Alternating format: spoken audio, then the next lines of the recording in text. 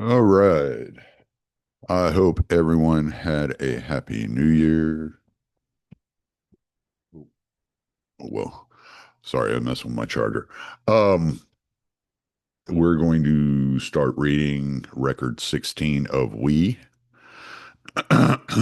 Um, and I think we'll go through record 20, 19, 20, something like that. Um, I uh, Everything on my end has been good. If you want the video of my podcast, go to tommysalmons.com. That would lead you to my Substack and you will have the video available. Otherwise, if you like the audio, you can continue to listen on Libsyn or at the libertarianinstitute.org. Don't forget Scott Horton Academy is up and running. So go to Scott Horton Academy to check out all the lessons that he's putting out. I know he's got some new ones in the works, and they'll be coming out soon for Scott Horton Academy. So go check that out. And we will get started here after I get a drink of water. As you know, I'm still kind of congested and but we're gonna just keep trucking along. If I can suffer through it, so can you. So, record 16, Yellow, a two-dimensional shadow, an incurable soul. I have not written for several days. I don't know how many. All my days are alike. All are of one color, yellow, like dry, overheated sand. Not a patch of shade, not a drop of water, only an infinity of yellow sand. I cannot live without her, but she, since she disappeared that day so mysteriously in the ancient house. Since that time, I have seen her only once during the hour for the walk. 2, 3, 4 days ago, I do not remember exactly. All my days are alike. She only passed swiftly by and for a second filled up my yellow, empty world with her, arm in arm, reaching not higher than her shoulder, were the double curved S and the thin, papery doctor. And a fourth person, whose fingers only I remember well. They streamed out, those fingers, from the sleeve of the uniform, like a bundle of rays, uncommonly thin, white, long. I 330 raised her head and waved to me. Then she bent toward the one with the ray-like fingers over the head of S.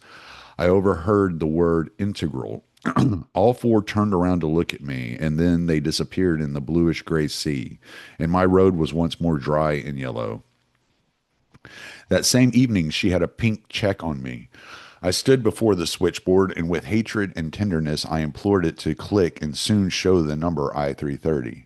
I would rush out into the hall at every sound of the elevator. The door of the ladder would open heavily. Pale, tall, blonde, and dark, they would come out of the elevator, and here and there curtains were falling. But she was not there. She did not come. And it is quite possible that now, at this minute, as I write these lines, at 22 o'clock exactly, with her eyes closed, she is pressing her shoulder against somebody else in the same way. And in the same way, she may be asking someone, "Do you love me?" Whom? Who is he? That one with ray-like fingers, or that thick-lipped sprinkling R or S? S. Why is it that I have heard his steps splashing behind me as though in a ditch all these days? Why has he been following me all these days like a shadow? Ahead of me, to my side, behind me, a grayish blue, two-dimensional shadow. People cross it, people step on it, but it remains nearby, attached to me by unseen ties. Perhaps that tie is I-330. I do not know, or perhaps they, the guardians, I mean, already know that I. If someone should tell you your shadow sees you all the time, would you understand? All at once, peculiar sensations arise in you. Your arms seem to belong to someone else. They are in the way. That is how I feel. Very frequently now, I notice how absurdly I wave my hands without any rhythm. I have an irresistible desire to glance behind me, but I am unable to do so. My neck might as well be forged of iron. I flee, I run faster and faster, and even with my back, I feel that shadow following me as fast as I can run. And there is no place to hide myself, no place. At length, I reach my room, alone at last. But here I find another thing, the telephone. I pick up the receiver. Yes, I 330, please. And again, I hear a light noise through the receiver. Someone step in the hall there, passing the door of her room, and silence. I drop the receiver. I cannot bear it any longer, and I run to see her. This happened yesterday. I ran there, and for a whole hour, from 16 to 17, I wandered near the house in which she lives. Numbers were passing by in rows. Thousands of feet were beating like the time like a behemoth with a million legs passing by. I was alone, thrown out by a storm on an uninhabited island, and my eyes were seeking and seeking among the grayish blue waves. There soon, I thought, will appear from somewhere the sharp, mocking angles of the brows lifted to the temples, and the dark window eyes, and there behind them a flaming fireplace and someone's shadow. And I will rush straight in behind those windows and say to her, Thou, yes, thou without fail, thou knowest I cannot live without thee any longer. Then why? But silence reigned. Suddenly I heard the silence. Suddenly I heard the musical tower silenced, and I understood. It was after 17 already. Everyone had already left. I was alone. It was too late to return home. Around me, a desert made of glass and bathed with yellow sunshine. I saw, as if in water, the reflection of the walls and the glass smoothness of the street, sparkling walls hanging upside down. Myself also upside down, hanging absurdly in the glass. I must go at once, this very second, to the medical bureau, or else, or perhaps this would be best, to remain here, to wait quietly until they see me and come and take me into the operation department and put an end to everything at once, redeem everything. A slight rustle, and the double curved S was before me. Without looking, I felt his two gray steel drill eyes bore quickly into me. I plucked up all my strength to show a smile and to say, I had to say something. I must go to the medical bureau. Who is detaining you? What are you standing here for? I was silent, absurdly hanging upside down. Follow me, said S. austerely. I followed obediently, waving my unnecessary foreign arms. I could not raise my eyes. I walked through a strange world, turned upside down, where the people had their feet pasted to the ceilings, and where engines stood with their bases upward, and where still lower the sky merged in the heavy glass of the pavement. I remember what pained me most was the fact that looking at the world for the last time in my life, I should see it upside down rather than in its natural state. But I could not raise my eyes. We stopped. Steps, one step, and I should see the figures of the doctor in their white aprons and the enormous dumbbell. With force, with some sort of inner twist, I succeeded at last in tearing my eyes away from the glass beneath my feet, and I noticed the golden letters, Medical Bureau. Why did he bring me here rather than to the operation department? Why did he spare me? About this, I did not even think at the moment. I made all the steps in one jump, firmly closed the door behind me, and took a very deep breath, as if I had not breathed since morning, as if my heart had not beaten for the same length of time, as if only now I started to breathe and only now a sluice opened in my chest. Inside there were two of them, one a short specimen with heavy legs, his eyes like the horns of a bull tossing the patients up, the other extremely thin with lips like sparkling scissors, a nose like a blade. It was the same man who, I ran to him as to a dear friend, straight over close to the blade, and muttered something about insomnia, dreams, shadows, yellow sand. The scissors the scissor's lips sparkled and smiled. Yes, it is too bad. Apparently, a soul has formed in you. A soul, that strange ancient word that was forgotten long ago. Is it very dangerous? I shuddered.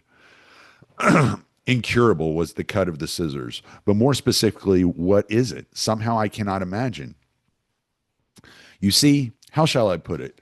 Are you a mathematician? Yes. Then you see, imagine a plane, let us say this mirror. You and I are on its surface. You see? There we are, squinting our eyes to protect ourselves from the sunlight. Or here is the bluish electric spark in that tube. There, the shadow of that arrow that just passed. All this is on the surface, is momentary only. Now imagine this very same surface softened by a flame so that nothing can glide over it any longer. So everything will instead penetrate into that mirror world which excites such curiosity in children. I assure you, children are not so foolish as we think they are. The surface becomes a volume, a body, a world. And inside the mirror, within you, there is the sunshine and the whirlwind caused by the aero propeller. And your trembling lips and someone else's lips also. You see, the cold mirror reflects, throws out while this one absorbs. It keeps forever a trace of everything that touches it. Once you saw an imperceptible wrinkle on someone's face, and this wrinkle is forever preserved within you. You may happen to hear in the silence a drop of water falling, and you will hear it forever.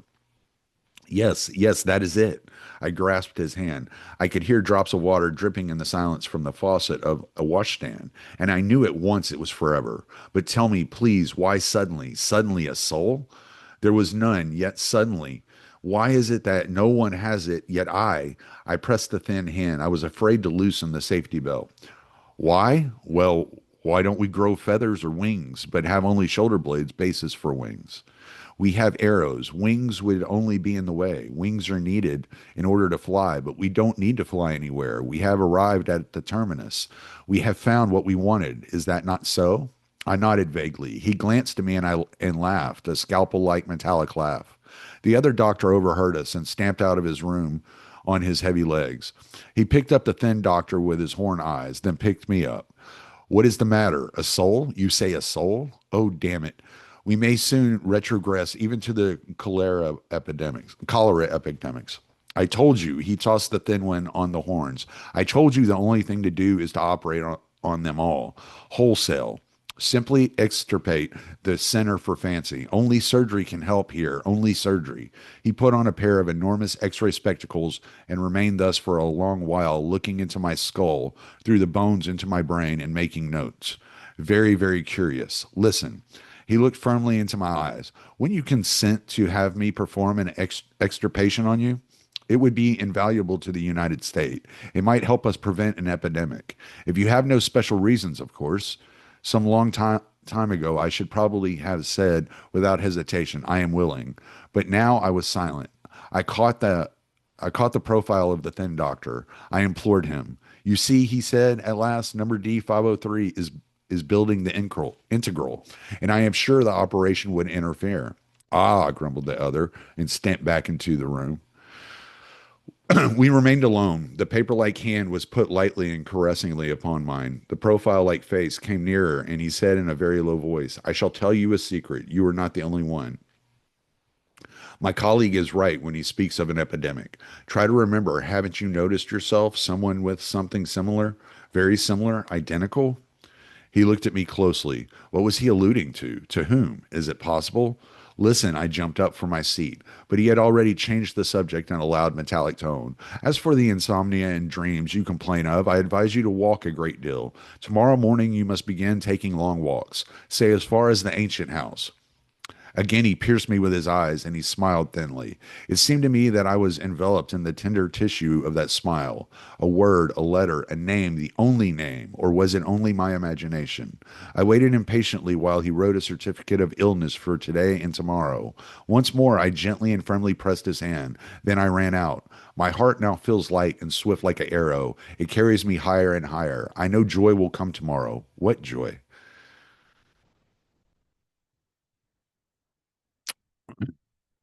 Record 17. Through glass. I died. The corridor. I am puzzled. Yesterday, at the very moment when I thought everything was untangled and that all the X's were at last found, new unknowns appeared in my equation. The origin of the coordinates of the whole story is, of course, the ancient house. From this center, the axes of all the X's, Y's, and Z's radiate, and recently they have entered into the formation of my whole life. I walked along the X axis, Avenue 59, toward the center. The whirlwind of yesterday still raged within me, houses and people upside down, my own hands torturingly foreign to me. Glimmering scissors, the sharp sound of drops dripping from the faucet. All this existed once. All these things were revolving wildly, tearing my flesh, rotating wildly beneath the molten surface. There where the soul is located. In order to follow the instructions of the doctor, I chose the road that followed not the hypotenuse, but the two legs of a triangle. Soon I reached the road, running along the green wall. From beyond the wall, from the infinite ocean of green, There arose toward me an immense wave of roots, branches, flowers, leaves. It rose higher and higher. It seemed as though it would splash over me, and that from a man, from the finest and most precise mechanism which I am, I would be transformed into. But fortunately, there was the green wall between me and that wild green sea. Oh, how great and divinely limiting is the wisdom of the walls and bars. This green wall is, I think, the greatest invention ever conceived. Man ceased to be a wild animal the day he built the first wall. Man ceased to be a wild man only on the day when the green wall was completed, when by this wall we isolated our machine like perfect world from the irrational, ugly world of trees, birds, and beasts. The blunt snout of some unknown beast was to be seen dimly through the glass of the wall. Its yellow eyes kept repeating the same thought, which remained incomprehensible to me. We looked into each other's eyes for a long while. Eyes are shafts which lead from the superficial world into a world which is beneath the surface. A thought awoke in me. What if that yellow eyed one, sitting there on that absurd, dirty heap of leaves, is happier than I, in his life which cannot be calculated in figures? I waved my hand.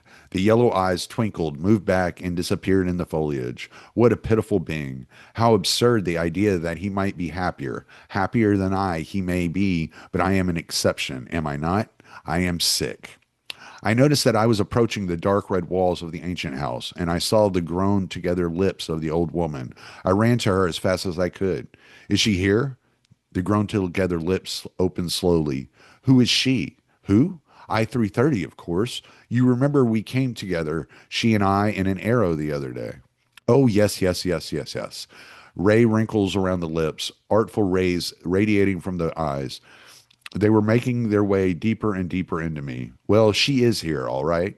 Came in a while ago. Here, I noticed at the feet of the old woman a bush of silver bitter wormwood. The court of the ancient house, being a part of the museum, is carefully kept in its prehistoric state. A branch of the bush touched the old woman. She caressed that branch. Upon her knee lay stripes of sunshine. For a second, I, the sun, the old woman, the wormwood, those yellow eyes, all seemed to be one. We were firmly united by common veins, and one common blood, boisterous, magnificent blood, was running through those veins. I am ashamed now to write down all this, but I promise to be frank to the end of these records. Yes, I bent over and kissed that soft, grown together mouth of the old woman. She wiped it with her hand and laughed. Running, I passed through the familiar, half dark, echoing rooms, and for some reason I ran straight to the bedroom. When I had reached the door, a thought flashed. And if she is in there, not alone? I stopped and listened, but all I heard was the tick tock of my heart, not within me, but somewhere near, outside me. I entered, the large bed untouched, a mirror, another mirror, in the door of the cupboard, and in the keyhole an ancient key upon an ancient ring. No one was there. I called softly, I 330, are you here? And then, in a still lower voice, with closed eyes, holding my breath in a voice as though I were kneeling before her, I, dear, silence. Only the water was dripping fast into the white basin of the washstand. I cannot now explain why, but I disliked that sound. I turned the faucet hard and went out. She was not there. So much was clear. She must be in another apartment. Ran down a wide, somber stairway, pulled one door, another, a third locked. Every room was locked save that of our apartment, and she was not there. I went back again to the same apartment without knowing why.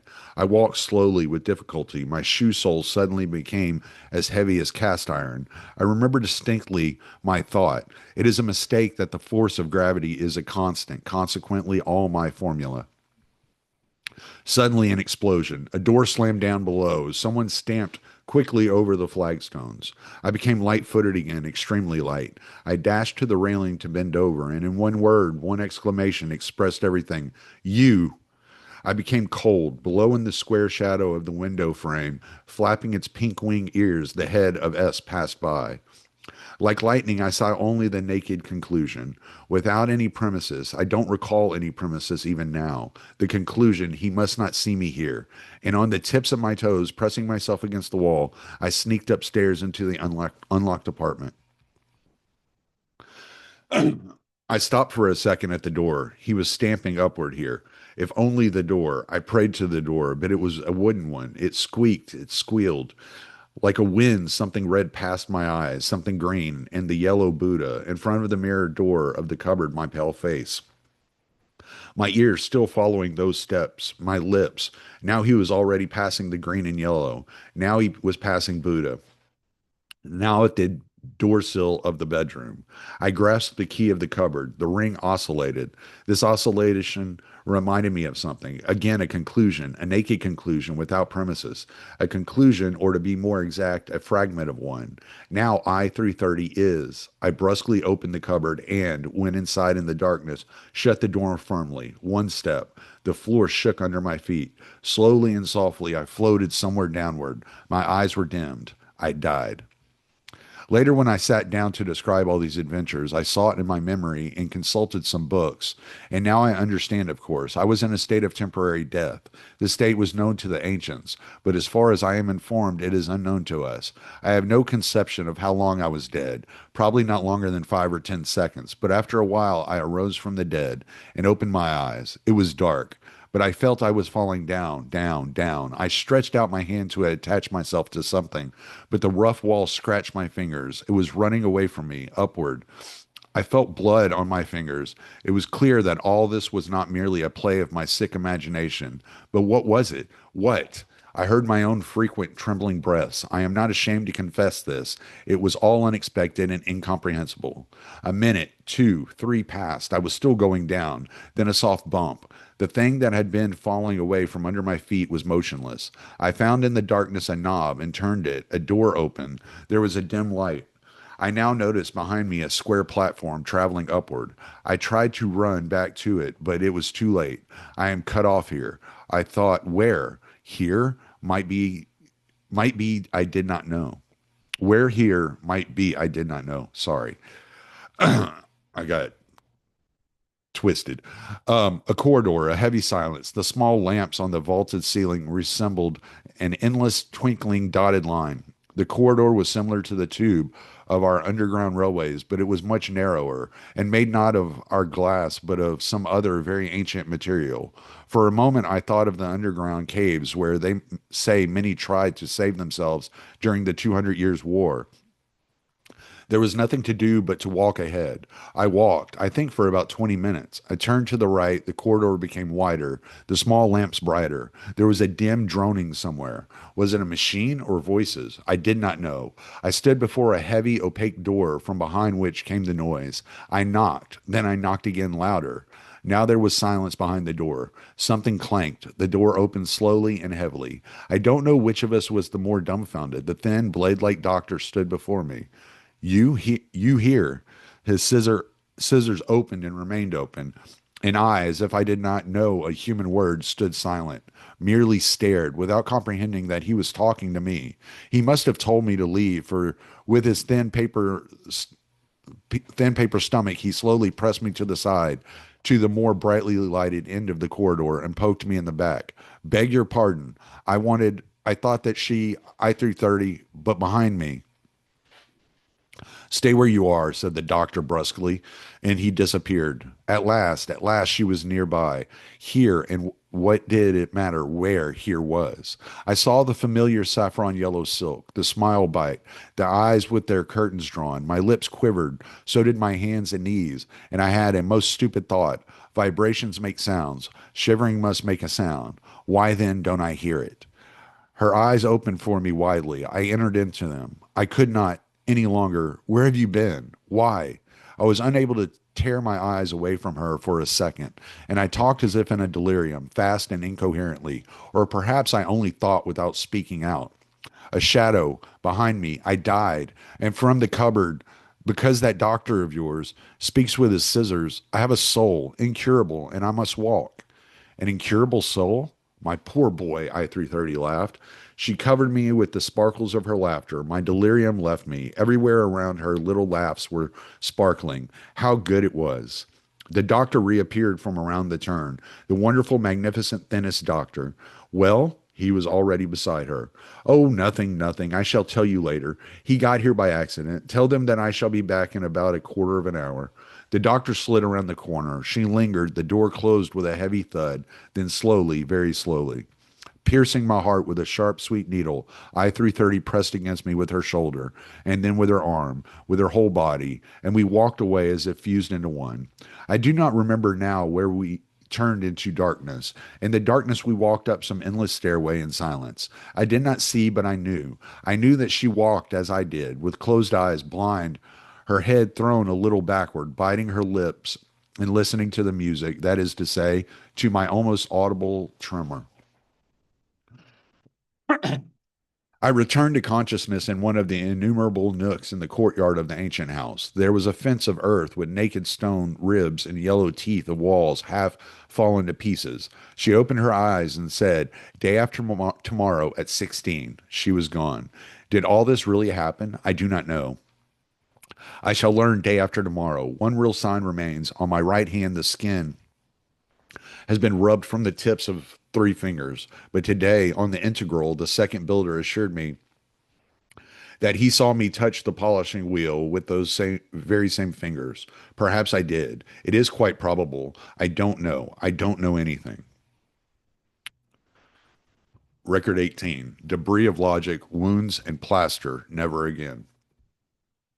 Last night, as soon as I had gone to bed, I fell momentarily to the bottom of the ocean of sleep like an overloaded ship that has been wrecked. The heavy mass of wavy green water enveloped me. Then slowly I floated from the bottom upward, and somewhere in the middle of that course I opened my eyes, my room.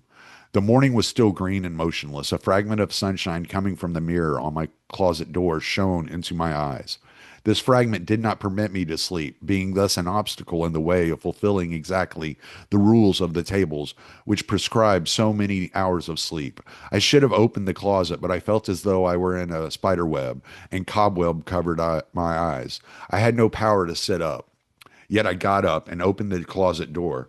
Suddenly, there behind that door, making her way through the mass of garments that hung there, was I-330. I have become so accustomed of late to most improbable things that, as far as I remember, I was not even surprised. I did not even ask a question. I jumped into the closet, slammed the mirror door behind me, and breathlessly, brusquely, blindly, avidly, I clung to her.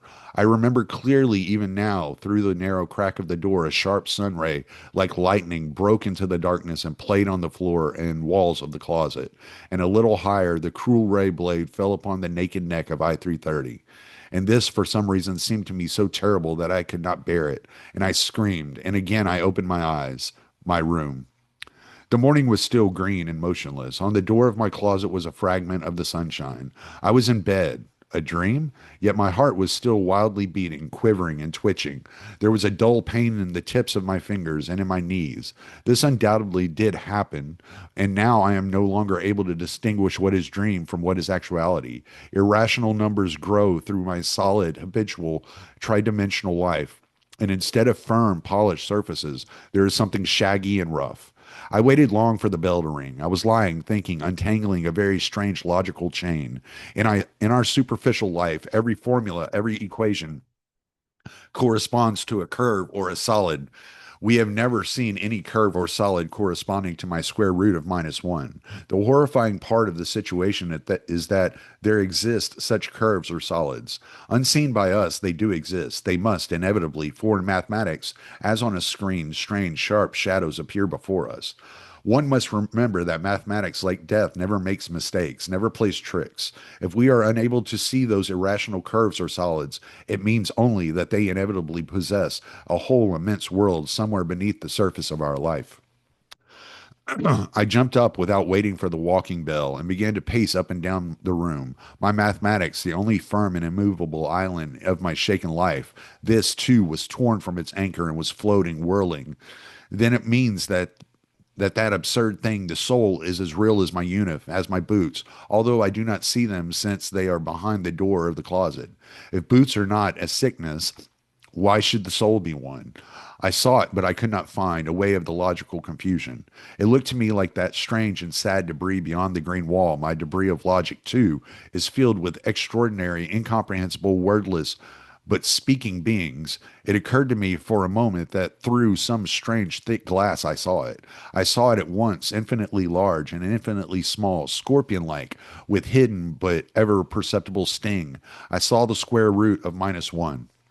Perhaps it was nothing else but my soul, which, like the legendary scorpion of the ancients, was voluntarily stinging itself. The bell, the day began. All I saw and felt neither died nor disappeared. It merely became covered with daylight, as our visible world does not die or disappear at the end of the day, but merely becomes covered with the darkness of night. My head was filled with a light, a thin haze.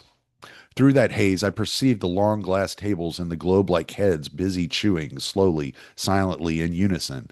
At a distance through the haze, the metronome was slowly beating its tick tock.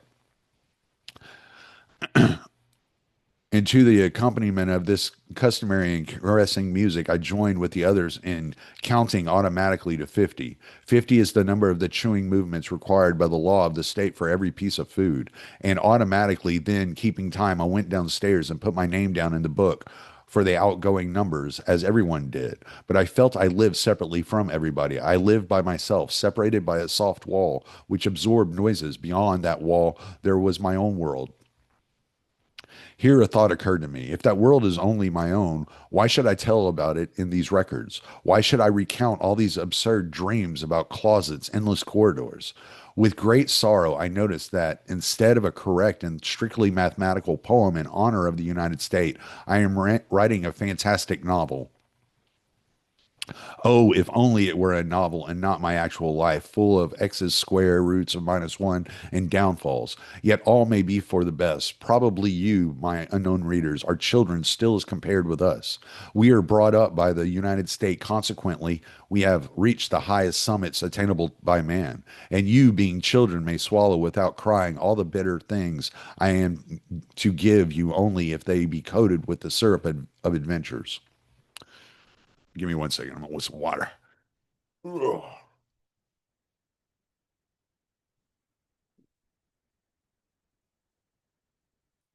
H2O. All right. The same evening, are you familiar with the following sensation? You are in an arrow and you dash upward along a blue spiral line. The window is open and the wind rushes past your face whistling. There is no earth. The earth is forgotten. The earth is as far from you as Venus, Saturn, or Jupiter. That is how I live now. A hurricane wind beats up into my face. I forget the earth, forget rosy, dear 090. Yet the earth does exist, and sooner or later I must plane down to that earth. Only I close my eyes to avoid seeing the date at which the name 090 is written on my tables.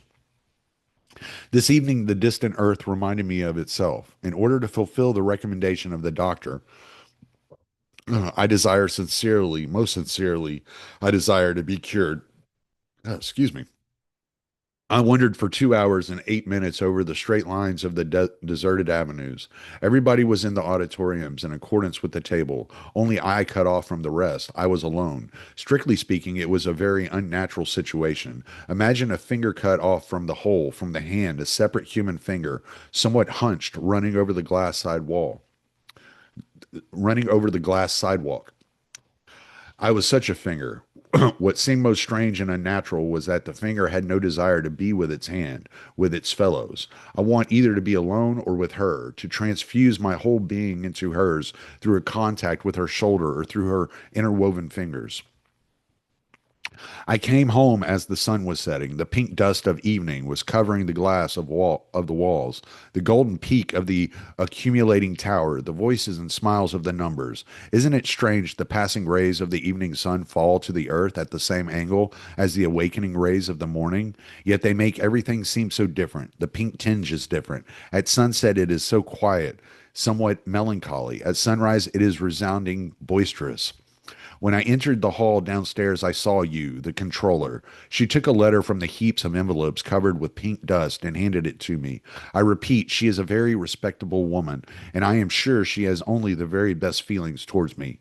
Yet every time I see those cheeks hanging down, which look like the gills of a fish, holding out her dry hand with the letter U sighed.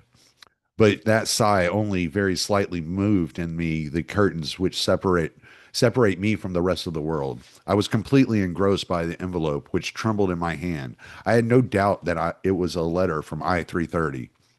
At that moment, I heard another sigh, such a deliberate one, underscored with two lines, that I raised my eyes from the envelope and saw a tender, cloudy smile coming from between the gills, through the bashful blinds of lowered eyes. And then, you poor, poor dear, a sigh underscored with three lines, and a glance at the letter, in an imperceptible glance. What was in the letter she naturally knew, ex officio. No, really? Why? No, no, dear. I know better than you. For a long time I have watched you, and I see that you need someone with years of experience of life to accompany you. I felt all pasted around by her smile. It was like a plaster upon the wounds which were to be inflicted upon me by the letter I held in my hand. Finally, through the bashful blinds of her eyes, she said in a very low voice, I shall think about it, dear. I shall think it over, and be sure that if I feel myself strong enough, great well-doer, is it possible that that is my lot? Is it possible that she means to say that she? My eyes were dimmed and filled with thousands of sinusoids. The letter was trembling. I went near the light to the wall. There, the light of the sun was going down. From the sun, the dark, sad pink dust was falling thicker and thicker, covering the floor, my hands, the letter. I opened the envelope and found the signature as fast as I could. The first wound, it was not I-330, it was O-90. And another wound. In the right hand corner, a slovenly splash a blot. I cannot bear blots. It matters little whether they are made by ink or by, well, it doesn't matter by what. Heretofore, such a blot would have had only a disagreeable effect, disagreeable to the eyes. But now, why did that small gray blot seem like a cloud and seem so spread about me a leaden bluish darkness? Or was it again the soul at work? Here is a transcript of the letter. You know, or perhaps you don't. I cannot write well. Little it matters. Now you know that without you there is for me not a single day, a single morning, a single spring, for R is only. Well, that is of no importance to you. At any rate, I am very grateful to him, for without him alone all these days, I don't know what would. During these last few days and nights, I have lived through 10 years or perhaps 20 years. My rooms seem to me not square but round. I walk around without end, round after round, always the same thing, not a door to escape through. I cannot live without you because I love you, and I should not, I cannot be with you anymore because I love you, because I see and I understand that you need no one now, no one in the world save that other. And you must realize that it is precisely because I love you that I need another 2 or 3 days in order to paste together the fragments of myself and thus restore at last something similar to the O-90 of old. Then I shall go myself, and I myself shall state that I take your name from my list, and this will be better for you. You must feel happy now. I shall never again. Goodbye, O. Never again. Yes, that is better. She is right. But why then? Why then? Record 19, the infinitesimal of the third order. From under the forehead, over the railing. I love this freaking book. I hadn't read it in years. I just love the way this he used language to describe things.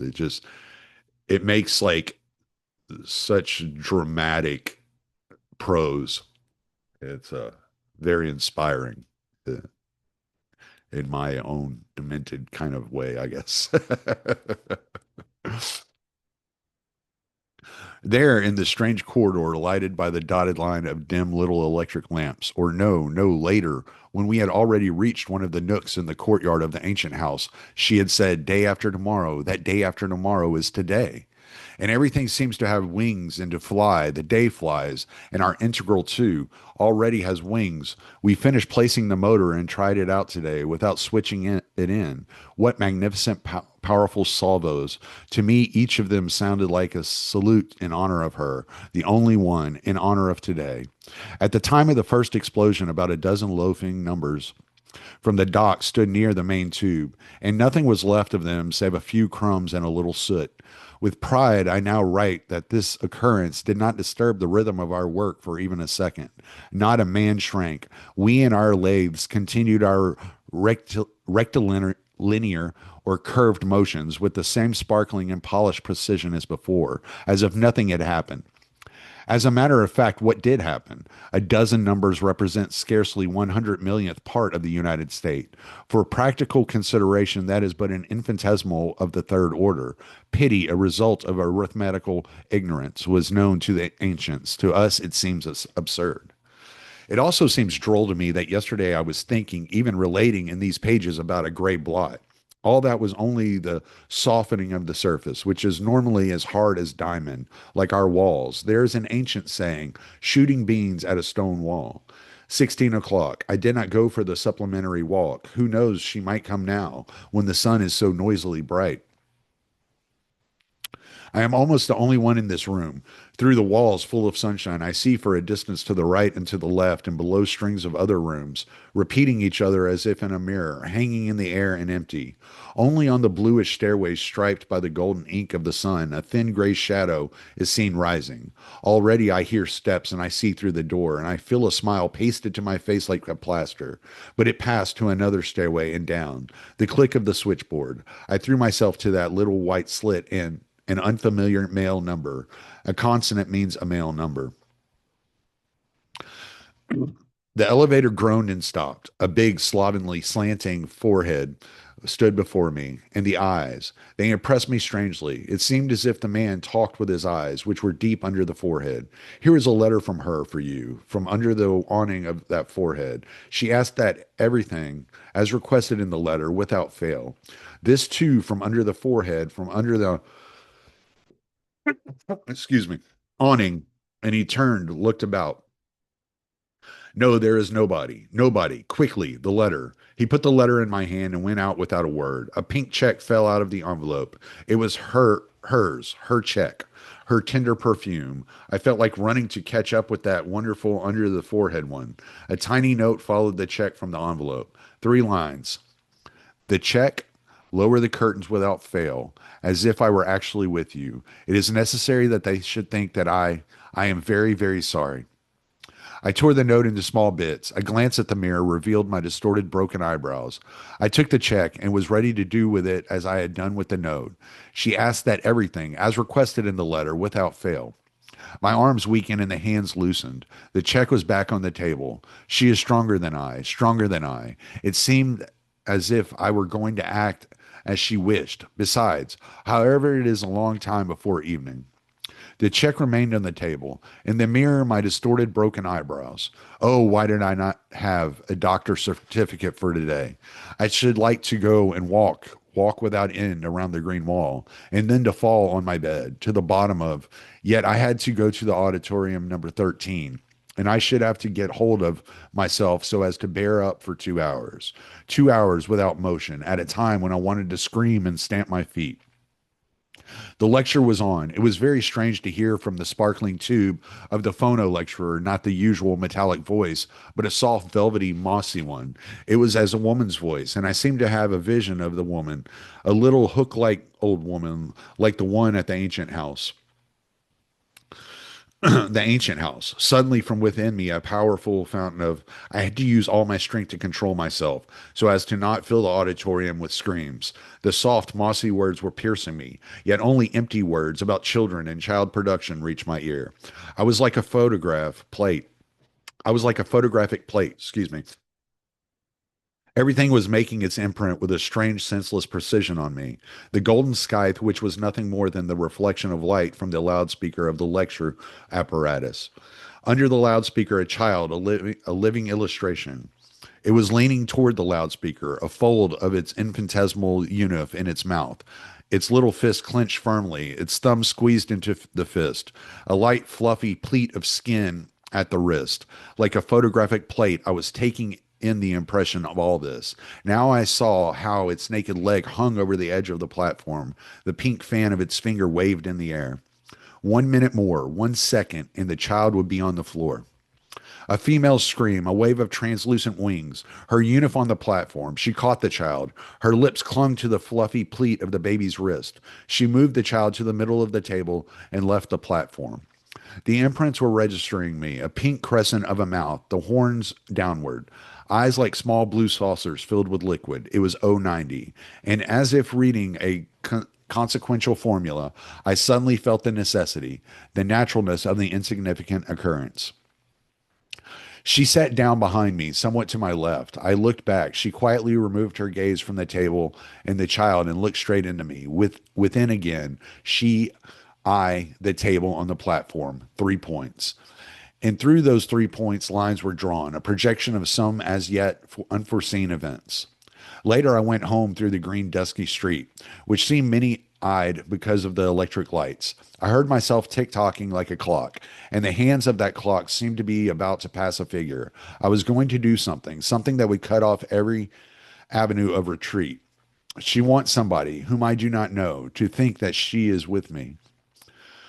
I want her. What do I care what she wants? I do not want to be alone behind the curtains, and that is all there is to it. From behind came sounds of a familiar gait, like splashing in a ditch. I did not need to look back. I knew it was S. He would follow me to the very door, probably. Then he would stay below on the sidewalk, and he would try to drill upward into my room with his boring eyes until the curtains would fall, concealing something criminal. Was he my guardian angel? No, my decision was made. When I came into my room and turned on the light, I could not believe my eyes. Oh, 90 stood at my table, or to be more exact, she was hanging like a creased empty dress. She seemed to have no tensity, no spring beneath the dress. Her arms and legs were springless. Her voice was hanging and springless. About my letter, did you receive it? Yes. I must know your answer. I must today. I shrugged my shoulders. I enjoyed looking into her blue eyes, which were filled with tears as if she were the guilty one. I lingered over my answer. With pleasure, I pricked her. Answer? Well, you are right, undoubtedly, in everything. Then she tried to cover the minute tremor with a smile, but it did not escape me. Well, all right. I shall leave you at once. Yet she remained drooping over the table, drooping eyelids, drooping arms and legs. The pink check of the other was still on the table. I quickly opened this manuscript, We, and with its pages I covered the check, trying to hide it from myself rather than from O. See here, I am still busy writing, already 101 pages. Something quite unexpected comes out in this writing, in a voice and a shadow of voices. And do you remember how the other day on the seventh page, and it dropped? The tiny blue saucers filled to the borders silently and rapidly. The tears ran down her cheeks, and suddenly, like the dropping of the tears, rushing forth words. I cannot. I shall leave you in a moment. I shall never again, and I don't care. Only I must have a child from you. Give me a child, and I will leave. I will. I saw she was trembling all over beneath her uniform, and I felt I too would soon. Would. I put my hands behind my back and smiled. What? You desire to go under the machine of the well doer? Like a stream, her words ran over the dam. I don't care. I shall feel it for a while within me. I want to see only once the little fold of skin here at the wrist, like that one on the table in the auditorium, only for one day. 3 points, she, I, and a little fist with a fluffy fold of skin there on the table. Excuse me. I remember how once when I was a child, they took me up on the accumulating tower. At the very top, I bent over the glass railing of an opening in the tower. Below, people seemed like dots. My heart contracted sweetly. What if on that occasion I only clenched my hands around the railing? Now I jumped over. So you desire, being perfectly aware that her eyes were closed as if the sun were beating straight into her face, a wet, shining smile. Yes, yes, I want it. Quickly, I took out the pink check of the other from under the manuscript, and down I went to the controller on duty. O 90 caught my hand, screamed out something, but what it was I understood only later when I returned. She was sitting on the edge of the bed, hands firmly clasped about the knees. Is it her check? What does it matter? Well, it is hers. Yes. Something cracked. It must have been the springs of the bed, for O 90 made a slight motion only. She remained sitting, her hands upon her knees. Well, quick. I roughly pressed her hand. A red spot was left on her wrist. Tomorrow it will become purple. Where the fluffy infantile fold. I turned the switch. My thoughts went out with the light, darkness, a spark, and I had jumped over the railing, down. Record 20. Discharge, the material of an idea, the zero rock. Oh, yeah. Let me get a drink of water. Sorry about my congestion. I'm trying to hold it back.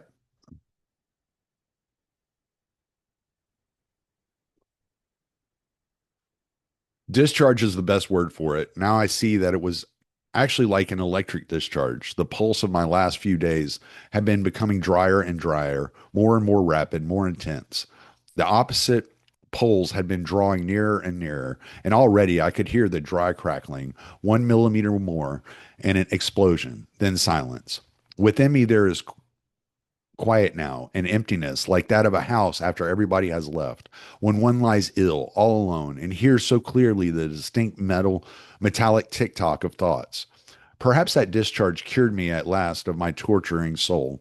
Again, I am like all of us. At least at this moment, as I write, I can see, as it were, without any pain in my mental eye, how O90 is brought to the steps of the cube, or I see her in the gas bell.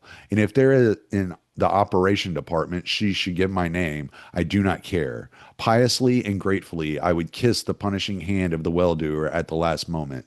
I have this right with regard to the United States to receive my punishment. I shall not give up this right. No number ought or dares to refuse this one personal and therefore most precious privilege.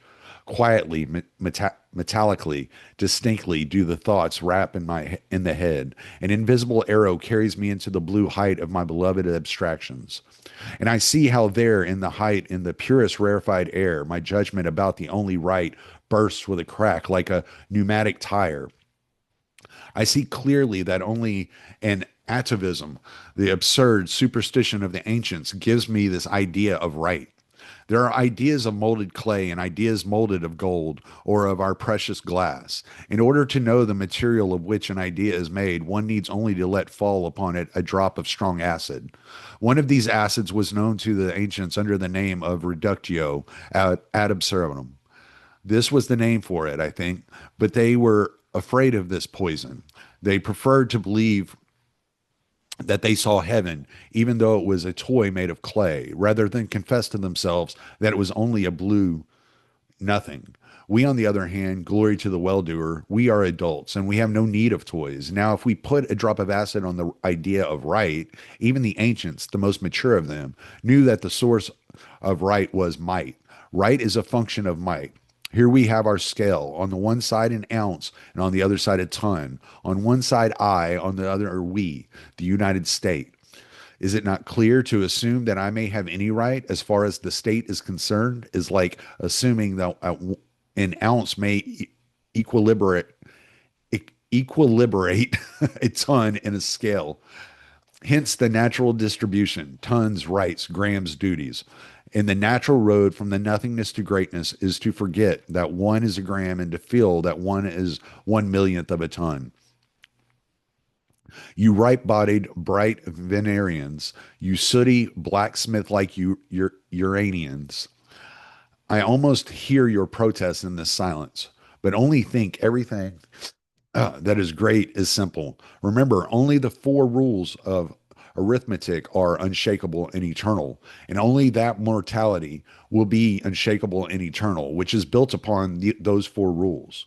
This is the superior wisdom. This is the summit of that pyramid around which people, red with sweat, fought and battled for centuries trying to crawl up. Looking from the summit down to the bottom where something is still left swarming like worms, from the summit all that is left over in us from the ancients seems alike. Alike are the unlawful coming motherhood of O90, a murder and the insanity of that number who dared to throw verses into the face of the United States, and alike is the judgment for them, premature death.